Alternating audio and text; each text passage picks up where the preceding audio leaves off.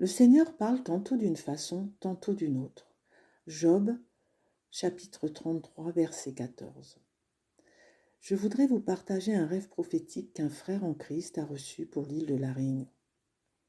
C'est une série de plusieurs rêves qu'il a reçus au nombre de 7. 7 rêves.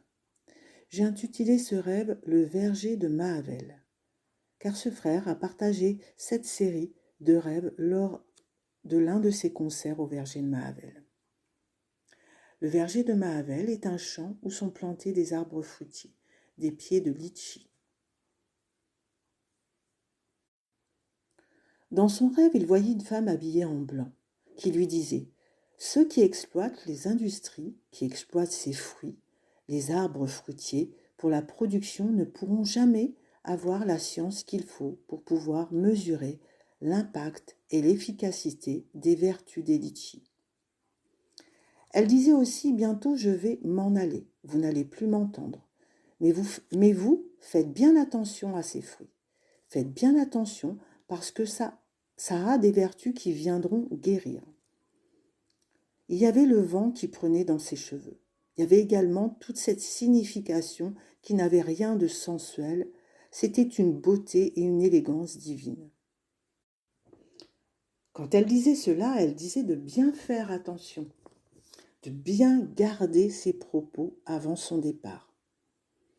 Il y aura cette multiplication-là, mais les vertus ne pourront pas être explorées.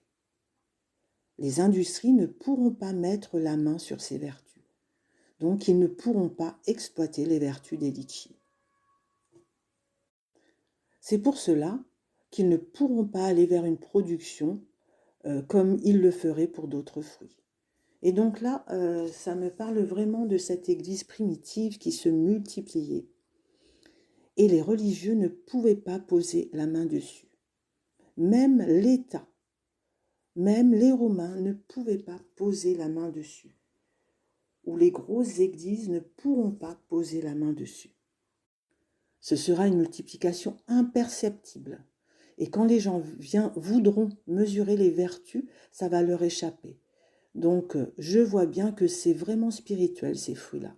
En plus, avec toute sa beauté, le litchi, c'est rouge, mais quand on le touche, c'est pas plus agréable que ça parce que c'est rugueux. On joue avec en se frottant sur le nez. On dit à quelqu'un de sentir le litchi et après, on se frotte sur le nez. C'est rouge, ce n'est pas très agréable de s'en approcher. Et effectivement, il y a certaines industries d'église qui donnent toute une apparence de beauté et même agréable au toucher. Mais parfois, il y a des petites choses comme ça, où c'est goûteux à l'intérieur, mais par contre, quand on touche, c'est pas forcément agréable. Jésus n'avait ni beauté ni éclat, mais par contre, il avait sur lui ce cramoisi, ce manteau. Quand il s'approchait, c'était plutôt rugueux pour des hypocrites, des religieux. Il les appelait aussi des tombeaux blanchis ou des races de vipères. Jésus était plutôt rugueux pour certains. Et quand on goûtait le fruit, on devenait ses disciples. Fallait goûter, fallait passer au-delà de cette peau. C'est une image.